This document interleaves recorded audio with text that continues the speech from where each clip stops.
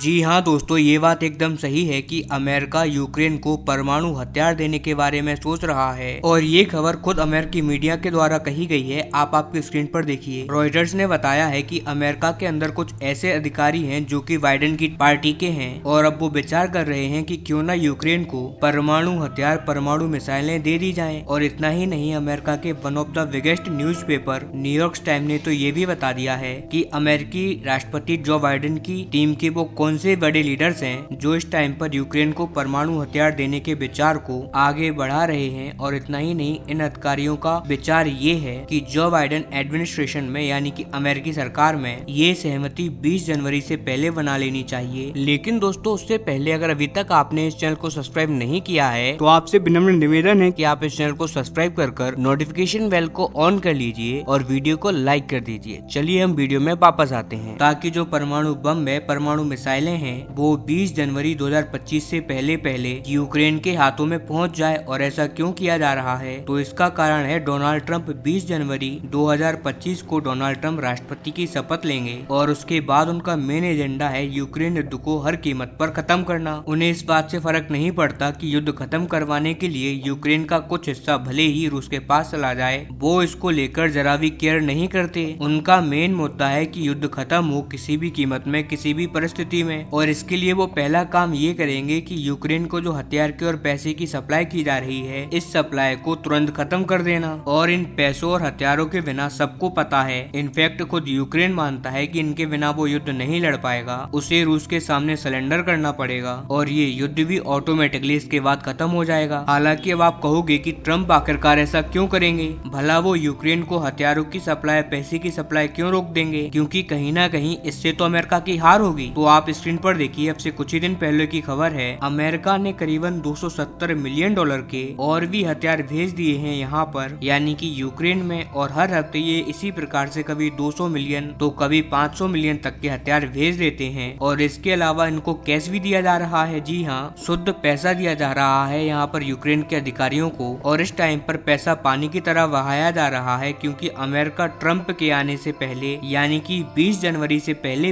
एक last attempt करना चाहता है इस युद्ध को जीतने के लिए। अब आप मुझे खुद बताइए, आपकी एक देश जिस पर 36 ट्रिलियन डॉलर का कर्ज है, जी हाँ, अमेरिका का कर्ज आज की तारीख में 36 ट्रिलियन डॉलर का है। इनफैक्ट इसे भी पार कर चुका है। अब उस देश का क्या हाल होगा अगर वो इसी प्रकार से पैसा बहाता रहा? तो ट्रंप का मानना है कि उनके देश को खर्चे में कटौती करनी होगी। पाकिस्तान जैसे, यूक्रेन जैसे जो फ्रिंज कंट्रीज हैं, जिन्हें बिना बात के पैसा दिया जा रहा है, इस पैसे की वो कटौती करेंगे, इस पैसे का वो इस्तेमाल करेंगे अपने देश का कर्ज चुकाने में, ताकि वो अर्थव्यवस्था अपनी स्टेबल कर सके। वरना अमेरिका का बैंकरप्ट होना निश्चित है। और यही कारण है कि ट्रंप यूक्रेन की फंडिंग काटना चाहते हैं। लेकिन अगर फंडिंग कटेगी तो यूक्रेन का तो खेल खत्म है। इसीलिए ट्रंप एडमिनिस्ट्रेशन की शपथ लेने से पहले बाइडेन एडमिनिस्ट्रेशन यूक्रेन को परमाणु हथियार देने पर विचार कर रहे हैं। क्योंकि अगर एक बार यूक्रेन को परमाणु हथियार मिल गए तो ये बात इंश्योर हो जाएगी कि यूक्रेन को अमेरिका पैसा देता रहेगा। क्योंकि ट्रंप चाहे कितना भी मना क्यों ना कर ले, उन्हें यूक्रेन को पैसे देने ही पड़ेंगे। क्योंकि फिर यूक्रेन अमेरिकी परमाणु बम से अमेरिका को ही ब्लैकमेल करेगा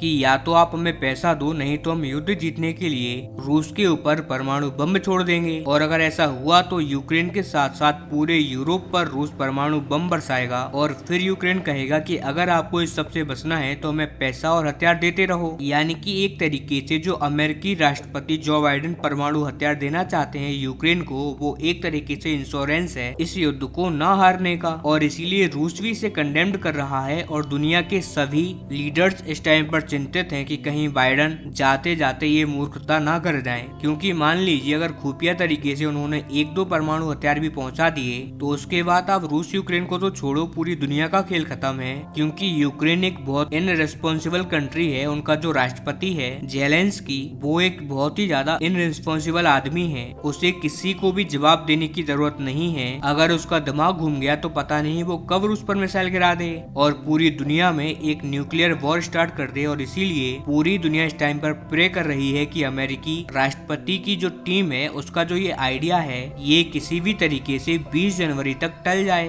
20 जनवरी से पहले ये उसे एग्जीक्यूट ना कर पाए और उसके बाद तो ट्रंप आ जाएंगे और उनका खेल खत्म कर देंगे। हालांकि नो डाउट 20 जनवरी तक बहुत कुछ होगा। आप लोग जुड़े रहिएगा और इस चैनल को सब्सक्राइब कर रखना।